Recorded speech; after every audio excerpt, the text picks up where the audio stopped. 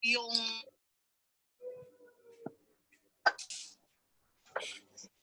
nakat na.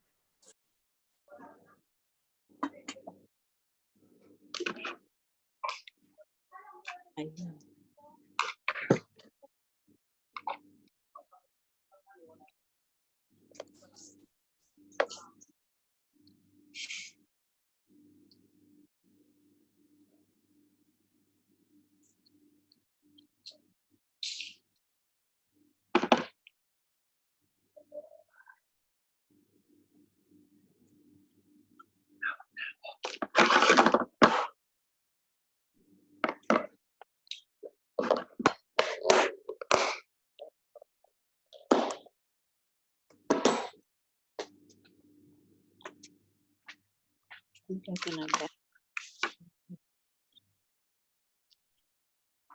So, ito yung same position. Natapos sa kanina, ito yung same position tayo. Niches. ano to palitaw? Oo, ayan pa lang kahapon. And then now we will have on knee chest position. Ito yung face down with chest, knee, and elbow resting on bed.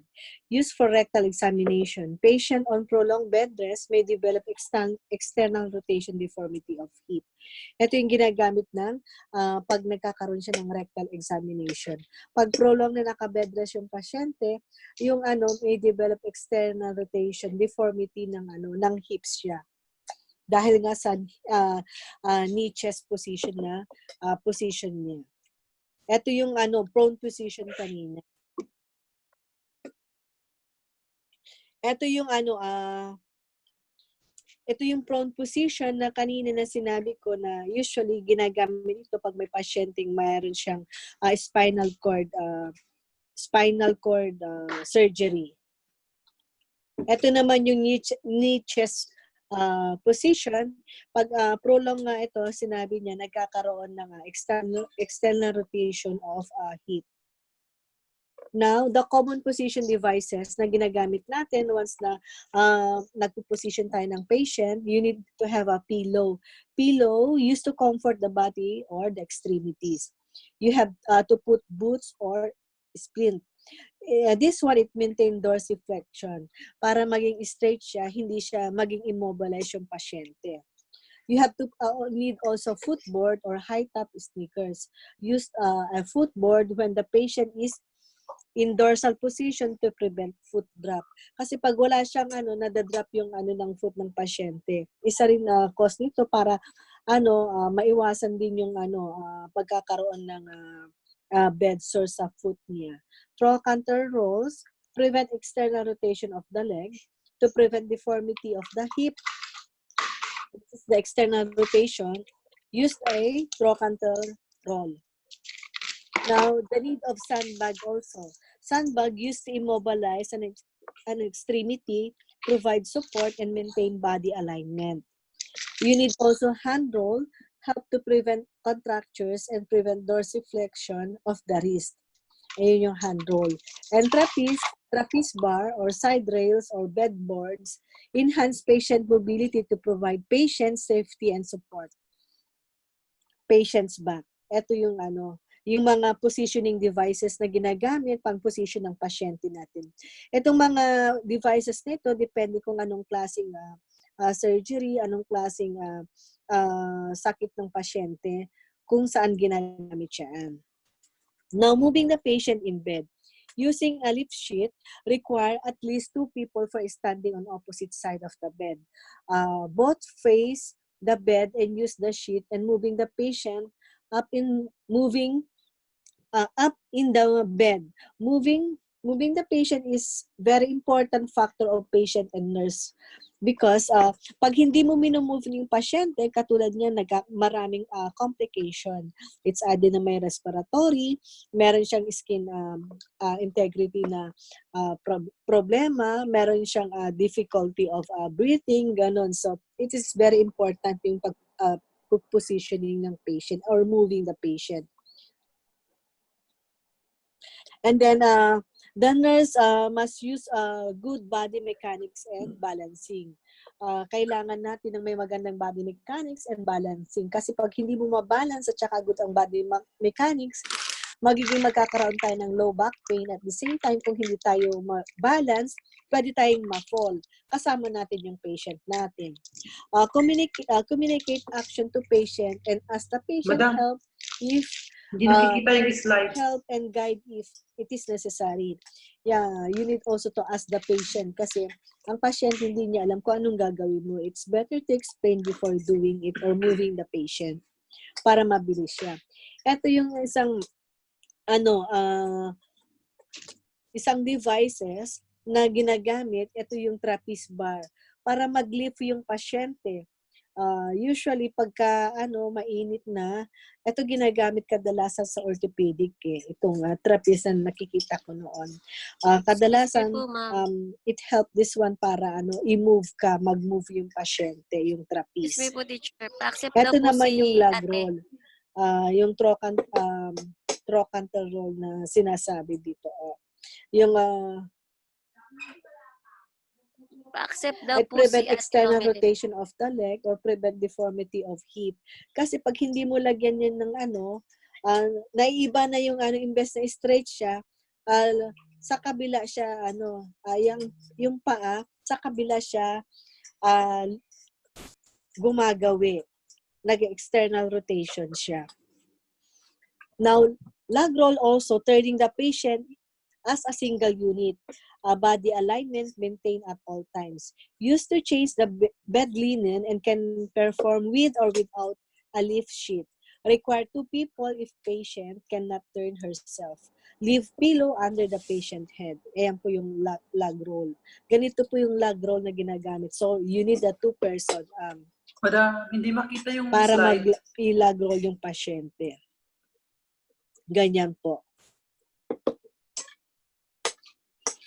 Now we're going to lifting and transferring. Patient may transfer independently or require different level of assistance. Always dangle a patient at bedside before transferring to a wheelchair and observe for dizziness and nausea. Ang tawag doon, Yes. static hypotension. Teacher, pa-accept daw po si ate Romelie. Paano kita yan?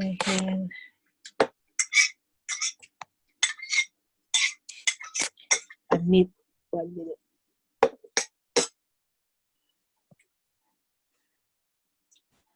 Admit on. Okay. Okay, naka-admit na sila.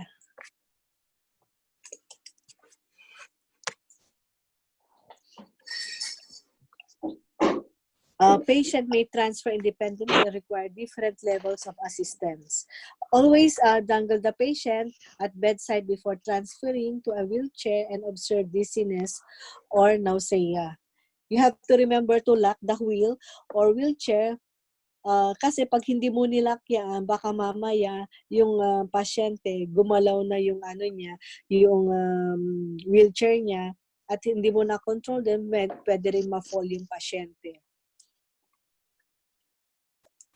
Gurney before attempting to transfer the patient. Stretcher used for transporting patient who is unable to sit in a wheelchair.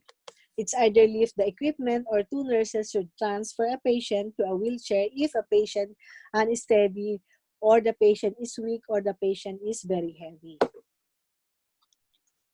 You have things to remember. You have to determine how much time or how much help you will you need to move or transfer the patient, and get help whenever it's possible. Kailangan mo rin ng kasama when transferring the patient. Make sure the wheels of the bed or the wheelchair or the gurney are locked. Kasi kung hindi mo siya na-lock, it's very risky. It's either na ma-fall yung pasyente or something may happen. It's both of you na hindi beyond your control. So use the transfer device when possible. Dangle the patient before ambulating. Use a gait belt when ambulating the patient. Nursing assessment before transfer and ambulation may include patient's range of motion, breathing, positioning, balancing, enriching, and grasping ability. Yeah, before you have to transfer the patient, you have to encourage also move of range of motion or deep breathing. Deep breathing, inhale, exhale, ganun. Tapos, para ma-balance yung ano niya, kasi kung minsan na-stress yung pasyente, yung pag-transfer nila, or if they are really weak talagang i-encourage mo sila na tulungan din nila yung sarili nila para hindi sila makalimutan ba nila, libangin mo para makalimutan nila or yung pagiging stress nila. Now you have pull or life sheet. You need also mechanical lift, roller boards, slide boards, transfer or gate belt. Ayun lang pinakaano niya yung in transferring. But eto po yung continuation niya, yung positioning. Importance of proper positioning in various surgical procedure. To know the appropriate patient position during general and regional anesthesia. Identify the common injury related to inappropriate positioning. To know the physiologic changes related to patient position. Ito yung patient positioning. Patient positioning is a major responsibility that is shared by entire operating room team. A balance between optimal surgical, patient well-being, and sometimes required. Hindi lang ito sa even sa ward, ginagamit din natin itong mga ibang position na ito. Many patient position are used on surgery resulting in undesirable physiologic consequences, including significant cardiovascular, respiratory compromise. Anesthesia gland is natural compensatory mechanism, rendering surgical patient vulnerable positional changes.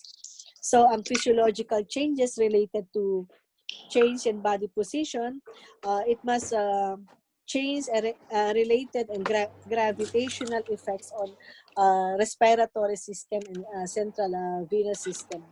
There is also a changes in position in redistributing blood within the venous, arterial, and pulmonary vasculature.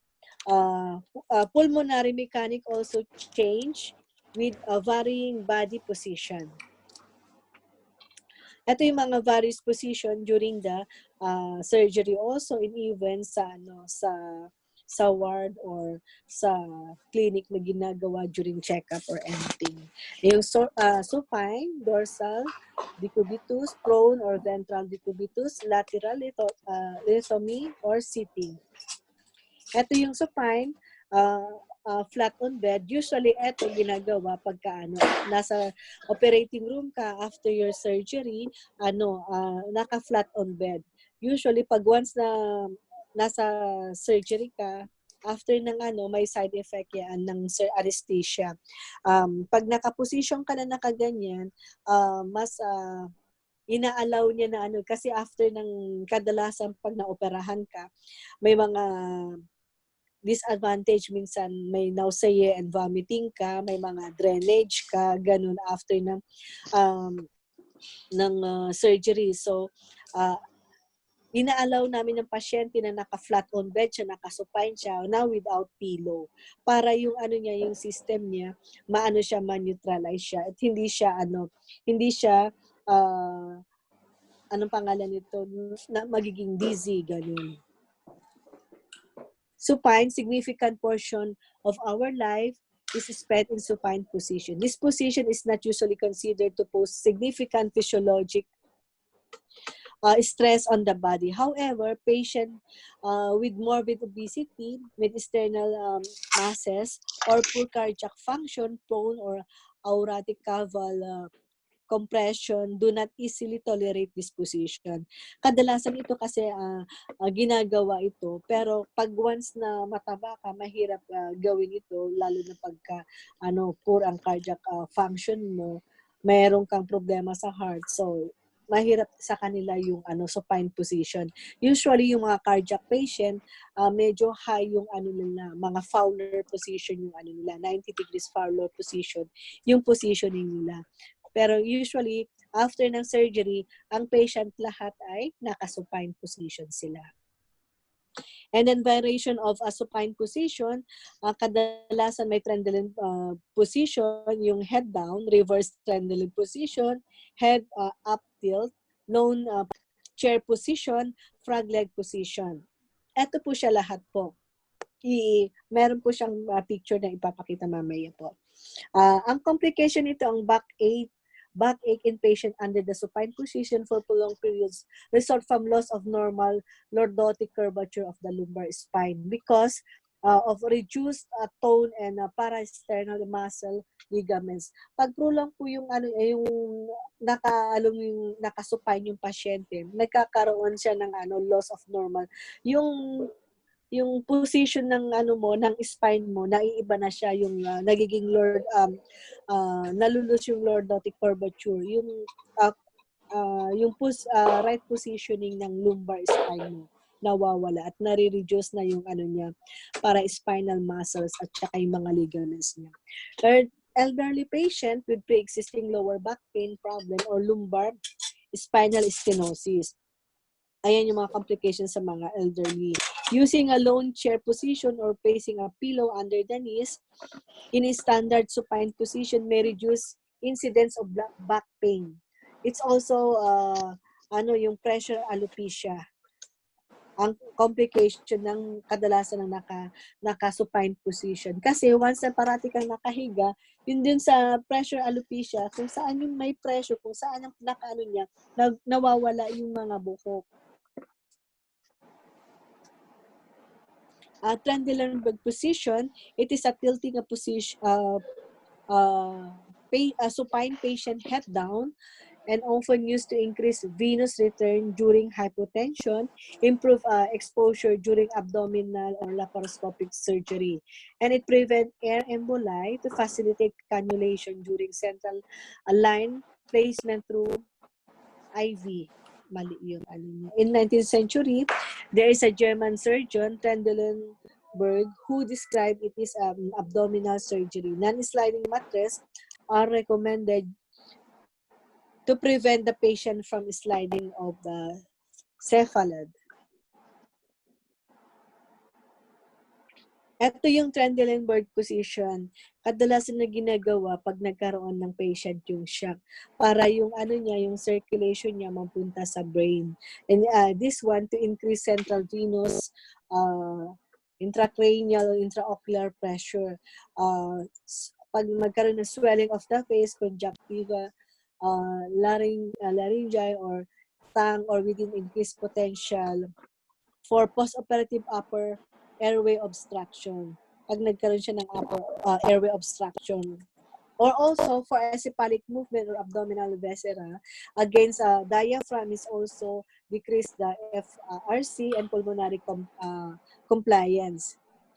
Ito rin, intubation with ET tube is preferred to protect an airway from aspiration to reduce atelectasis. It is advised to verify an air leak around the ET tube. Kadalasan ito yung ginagawa pagka sa emergency na ginagawa pagka nasa operating theater, operating room. Ito naman yung reverse Trendelenburg position to facilitate upper abdominal surgery by shifting to content caudally. Reduce perfusion, pressure to brain, so monitor the BP properly. Kadalasan kasi pagka pag tumaas yung BP niya, napunta na sa head niya. So, iniiba naman yung position. Kasi doon sa kabila, dito, talagang nasi-shock na yung pasyente. Kulang na siya ng blood flow sa niya, napunta na lahat sa baba. So, yung return venous, papunta sa brain niya. Ito naman, papunta naman sa extremities niya and abdominal and other parts of the body. Kasi pagka mataas ang BP mo, diyan nagkakaroon ng anong pangalan nito? Bigla na lang silang ng tawag ito. Pag nasa tumaas na ang BP mo, katong nangyayari si Papa. Aneurysm, gano'n. O hindi lang aneurysm, din, yung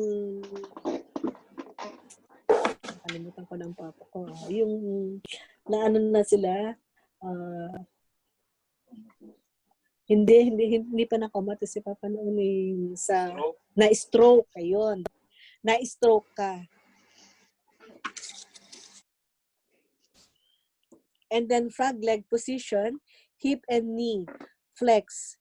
Sole of feet facing each other allow access to perineum, genital, and rectum. Ito ginagawa pag meron silang hip or knee operating o kaya yung perineum o genital o rectum. Mamaya meron siyang picture nito. Yung lone chair position naman, lower and upper halves of the body are slightly elevated in relationship to hips. An additional advantage of this position is greater degree of abdominal musculature relaxation, which facilitate by shortening distance from xiphoid process and symphysis pubis. It is easily closing for laparotomy incision. Ito yung niya, lone chair position. Ito yung prone position, head down, head placement, head straight forward, ET-tube pag naglagay, pag nakaprone kasi, ET-tube placement and patches should be checked periodically. Check bilateral the eyes or the ears for pressure points. Now, the head turn, you have to check dependently the eye, the ear, and ETT placement, and beware for potential vascular occlusion. Ayan yung pagkaka-prone position yung pasyente. Ayan yung position ng prone position, nakadapa siya. Kadalasan ito, spinal surgery din ang ginagawa. A prone position is a surgical access to post fossa, skull, post spine, buttocks, perineal area, or lower extremities. Ayan yung mga surgery na ginagawa. And also, in prone, arm placement also. Tackle similar concern to spine abduct. Check. You have to check neck rotation, the arm, extension to avoid the possible brachial plexus injury. Make sure the elbow are padded also for this prone position. Kasi pag hindi nakapadded yung pwedeng bababa or dapat din yung nakapadded yung niya. Naka-immobilize ba yung yung elbow niya. Iliac support, make sure some sort of padding is placed under the iliac crest. Same thing with them. A prone position, this is with the coordination with the entire operating room staff. The patient is turned on prone onto operating room table. Keep the neck line with spine during the move. The anesthesiologist is primarily responsible for coordinating the move for the repositioning the head of the patient. Prone, post-operative visual loss. Ito yung mga visual loss na pasyente, and abdominal compression and nerve injury. Kadalasan ito yung mga ginagawang surgery. And lateral position, right lateral recumbent or left lateral recumbent. Lateral naman, which is the park bench or semi-lateral, which is Janetta, or patient on side lateral decubitus position. Example nito, a left lateral decubitus position means right side up. The most important consideration with lateral is to maintain body alignment. You have to keep the neck in neutral position. Always place axillary or axillary roll.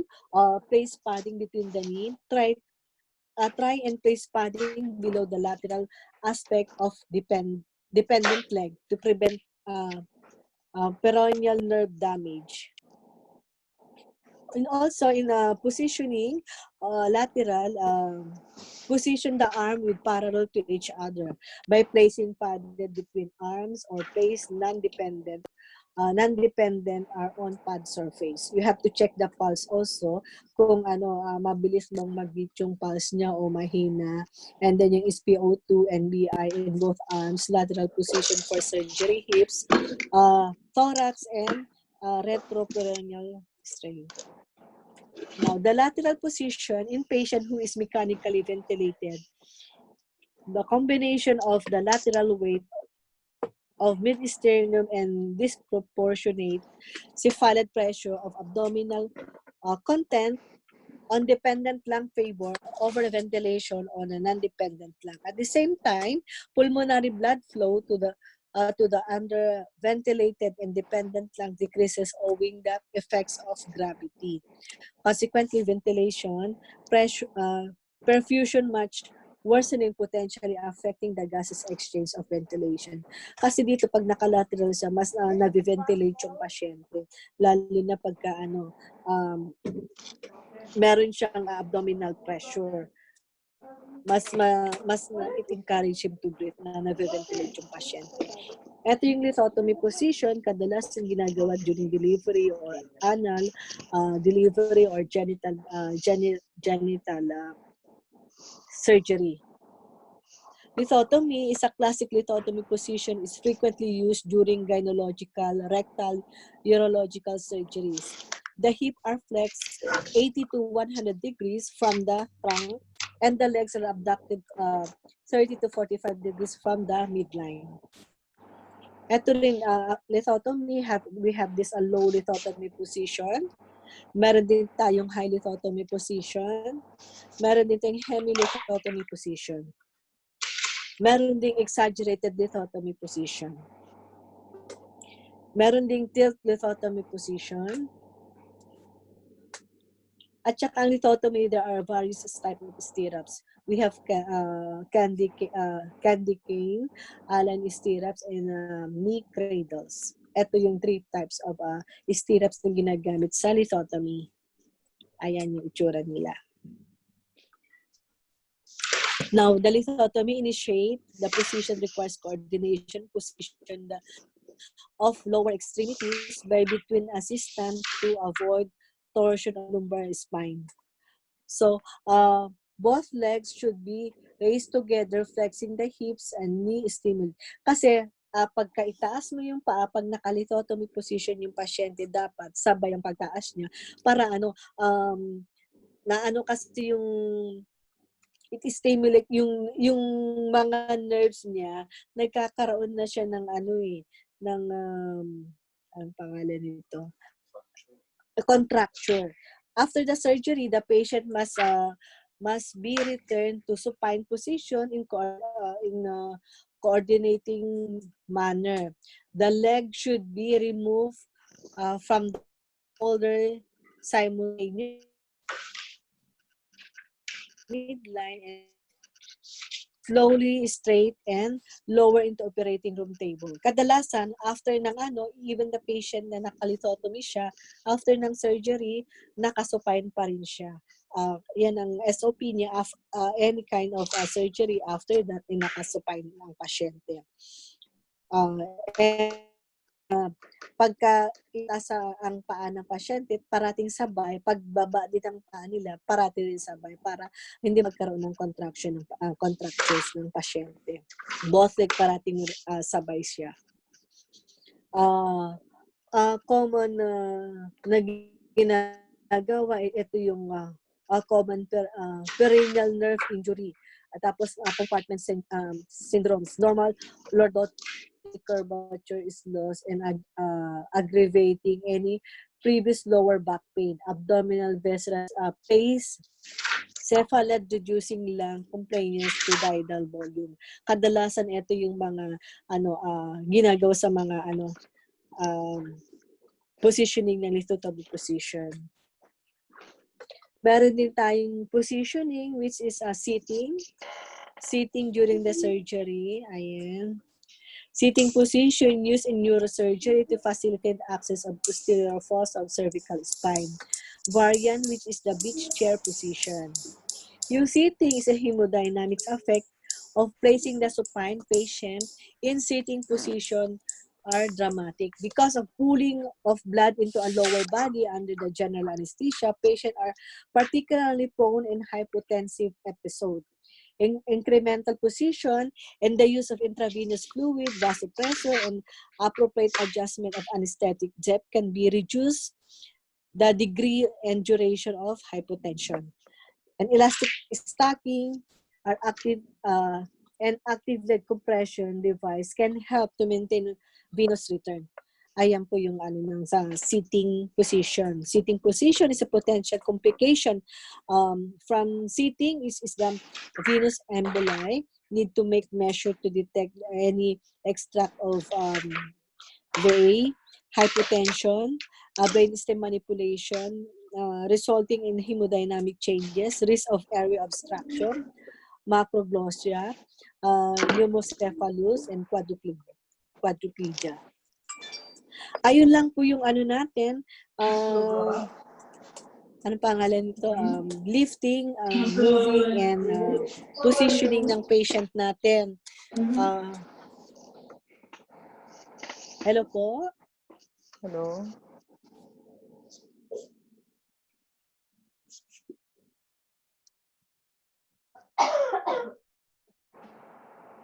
Kumusta na po kayo? Tapos na tayo. Medyo mabilis na kasi 11 na rin po. Ano kaya? Pagod na rin po kayo. By next time kaya pwede na natin gawin yung examination? O, pwede naman po. Pero yung mga iba kasi, katulad nung si Frank at saka si Frank at saka si Sarah. Isabay na nila doon o hindi? Yung nila. Bali, ang gagawin by next week, bed making at saka yung lifting, moving at saka positioning na lang. Tapos sabay na din, ma'am, yung... Dalawang exam. After that, na rin Sabay na lang po. hygiene natin. Grooming and hygiene. Mabilis lang yun. Kasi parang naman natin ginagawa yung hygiene everyday. Simple lang naman po yun. Di ba grooming and hygiene? I-forward ko na lang po yung mga slides na pwede natin pag-aralan. Actually, yung grooming madali hygiene, lang naman. similarity na yun dun sa 30 level 1. items lang po siya. 30 items sa bed yung grooming making, and hygiene, 30 diba? items din po siya sa sa lifting, moving, at saka positioning. Sa next Sunday yun. Opo. Okay lang po? Okay lang. Tahimik na. O, para yung iba naman, maka-review naman, teacher, yung iba. President. walang kumikibo sa mga sa mga bagets natin. Hindi po, nakamute po. Okay lang po, okay lang po. Hello? Ba't wala? Nakamute Ma'am, po yung... kasi. Hindi ko kayo marinig. Ma'am, yung Nakamute hygiene po. ba, ma'am? Yung next topic natin sa susunod is yung, na yun? Baiting. Okay. Hello? Hello po. Hello. Baka... Ma'am. Wala. Ay, ma'am. Hello. Nakamute po kasi kami. Hindi kita marinig. Hindi nga, anihin ko nga, message ko nga si teacher. Ma'am. Hello. Ma'am. Hello. Hindi tayo marinig. Hindi tayo niya marinig, kuya. I-miss call ko na lang siya. Tig-message ko na siya. Hindi ko po kayo marinig. Tig-miss call ko na nga siya para ma-message, maano niya yung message natin. Ayun, nag-message na siya. Sige. Po kayo marinig.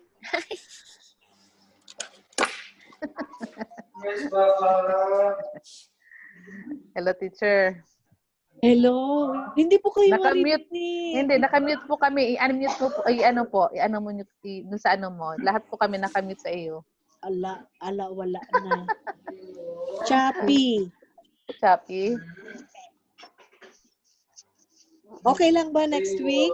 Exam tayo, tapos ano? Oo, okay po. Okay lang po. Okay lang. Diba? Okay lang. Hello? Hello? Hindi naman ako Yes, mute. ma'am. Narinig niyo na po. Ba't kayo nawala? Ma'am. Baka mute na tayo ni ano. Mag-out daw siya, tapos ano. Sige. I-message mo na lang. Mag-log out na daw tayo, sabi.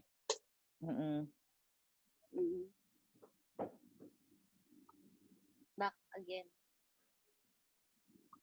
Ay, naku.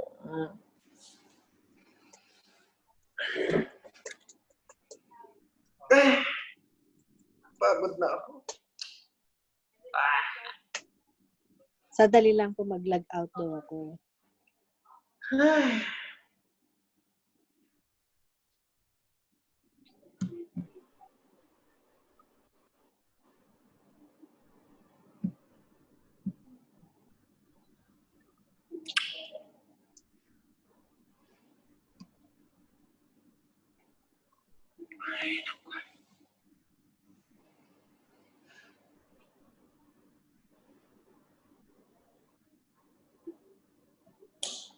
Teka nga.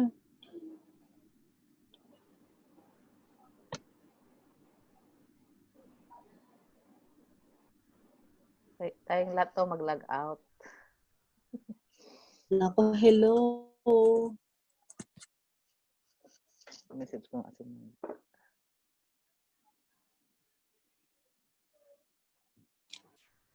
Hello po.